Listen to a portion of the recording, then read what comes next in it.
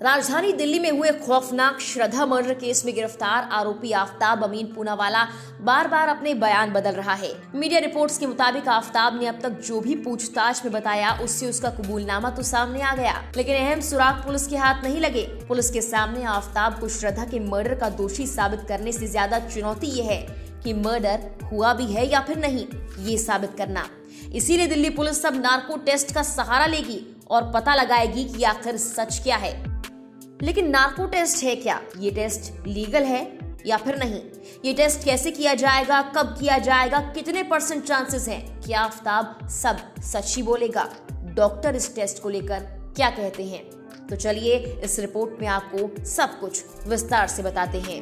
Narco test के लिए आरोपी की सहमति जरूरी मानी गई है। इस टेस्ट के लिए आरोपी आफताब की सहमति ली जाएगी। उसके बाद अगले हफ्ते नार्को टेस्ट आफताब पर किया जाएगा, जिसके बाद ये माना जा रहा है कि आफताब जो बोलेगा उससे श्रद्धा मर्डर केस का राज खुल जाएगा। लेकिन ये नार्को टेस्ट कितना लीगल है और इस टेस्ट के बारे में डॉक्टर्स क्या कहते हैं, ये जानने के लिए हमने IIMA के joint secretary doctor Naresh Chawla से बात की। उन्होंने बताया कि इस टेस्ट को कैसे किया जाएगा। क्या कुछ कहा उन्होंने, सुनिए। देखिए, नार्को टेस्ट एक लाई डिटेक्टर टेस्ट है जो कि बहुत ही कॉमनली इस्तेमाल होता है हमारे हिंदुस्तान में भी और विदेशों में भी। एक बहुत ही सेंसिटिव टेस्ट माना जाता है जिसमें कि पेशेंट के यानी कि जो क्रिमिनल होता है जिसको हमें टेस्ट करना होता है उसके सिर पे कुछ इलेक्ट्रोड्स लगाए जाते हैं और फिर उसको कुछ इनपुट्स दी जाती हैं।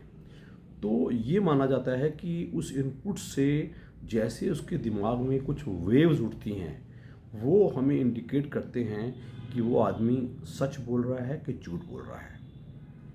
तो देखिए, 100% तो इसको नहीं माना जाता, लेकिन ये काफ़ी इफ़ेक्टिव टेस्ट माना जाता है। और जो आजकल ये केस चल रहा है श्रद्धा मर्डर केस, और न केवल इसी केस में, पहले भी कई केसेस में इसको इस्तेमाल किया गया है, वो कई बार ये क्रिमिनल को पकड़ने में मदद करता है। जहाँ तक इसके साइड इफ़ेक्ट्स की बात की जाए तो ऐसे कोई विशेष साइड इफ़ेक्ट्स नहीं हैं। और जहाँ तक बात है कि इसकी लीगैलिटी का क्या स्टेटस है, तो नो डाउट बाकायदा पेशेंट की परमिशन से या किसी क्रिमिनल की परमिशन से इसको इस्तेमाल किया जाता है। और इसका डर हमेशा ये माना जाता है कि इसका मिसयूज़ बहुत हो सकता है। स्टेट यानी कि राज्य किसी भी काम के लिए इसको मिसयूज़ कर सकता है। तो हम हमेशा कहेंगे कि इसका यूज़ बहुत ही लिमिटेड होना चाहिए और बाकायदा पेशेंट के कंसेंट के साथ होना चाहिए और बाकायदा कोई ना कोई इसकी जो परमिशन बाकायदा डिपार्टमेंट से लेके तब करना चाहिए ताकि इसके मिसयूज़ के चांसेस ना रहें। तो ultimately I would only say narco test is a very useful test to test the lie of a criminal कि वो सच बोल रहा है कि झूठ बोल रहा है। और इसकी एप्लीकेबिलिटी काफ़ी ज़्यादा है, काफ़ी केसेस में इस्तेमाल हो सकता है। आफ्टर ऑल हर क्रिमिनल ये तो कभी स्वीकार करेगा ही नहीं ना कि मैंने जुर्म किया है, तो उसके जुर्म को पकड़ने के लिए ये नार्को टेस्ट किया जाता है। वो काफ़ी इसको यूज़फुल पाया है। अब आपको बताते हैं कि कैसे ये नार्को टेस्ट किया जाएगा जिससे आफताब सच बोलेगा। इस टेस्ट में संबंधित शख्स को कुछ दवाइयां या इंजेक्शन दिया जाता है। सामान्य तौर पर इसे हम ट्रुथ ड्रग कहते हैं, साइको एक्टिव दवा। इसके बाद सोडियम पेंटोथोल का इंजेक्शन लगाया जाता है। इस दवा के असर से शख्स अर्ध बेहोशी की हालत में चला जाता है, यानी ना तो उसे पूरी तरह से होश होता है और ना ही वो पूरी तरह से बेहोश होता है। ऐसी स्थिति में कुछ भी सवाल अगर उससे किया जाए तो वो सही जवाब देता है, क्योंकि वो झूठ गढ़ने में नाकाम होता है। भारत में ऐसा तब तक नहीं किया जा सकता जब तक पुलिस की जांच में बनाए गए स्टेटमेंट का कोई ठोस आधार ना हो। इससे पहले 2002 के गुजरात दंगों के मामले, अब्दुल करीम तेलगी फर्जी स्टैम्प पेपर घोटाला, 2007 में निठारी हत्याकांड, 26/11 के मुंबई आतंकी हमले के मामले में पकड़े गए आतंकी अजमल कसाब पर नार्को टेस्ट का इस्तेमाल किया गया था। वहीं जानकारी के मुताबिक नार्को टेस्ट परीक्षण के दौरान किए गए बयान अदालत में स्वीकार्य नहीं है, सिवाय कुछ परिस्थितियों के जब अदालत को लगता है कि मामले के तथ्य और प्रकृति इसकी परमिशन देते हैं।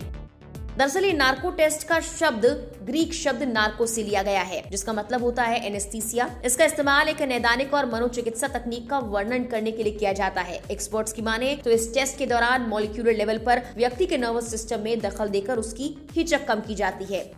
वो नींद की अवस्था में चला जाता है और उसके बाद उससे सवाल किए जाते हैं। लेकिन जो खुराक व्यक्ति को दी जाती है वो व्यक्ति के लिंग, आयु, स्वास्थ्य और शारीरिक स्थिति के अनुसार ही तय की जाती है।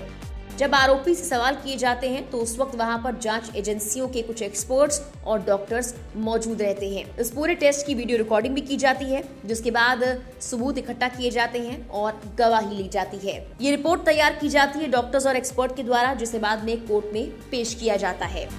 भारतीय संविधान के अनुच्छेद 20 की अगर बात की जाए तो किसी भी अपराधी को खुद की गवाही के लिए बाध्य नहीं कर सकते। साथ ही जांच एजेंसी के द्वारा दबाव डालकर या डरा धमकाकर भी उससे बयान नहीं ले सकते। ये बयान कोर्ट में मान्य नहीं होते और ऐसे में नार्को टेस्ट किया जाता है ताकि व्यक्ति जो बोले उससे पता लग जाए कि कितनी सच्चाई उसके बयान में है। नार्को टेस्ट के इस्तेमाल से काफी हद तक सच्चाई सामने आ जाती है। उम्मीद की जा रही है कि श्रद्धा मर्डर केस में भी आफताब पर नार्को टेस्ट करने से सच्चाई सामने आ जाएगी।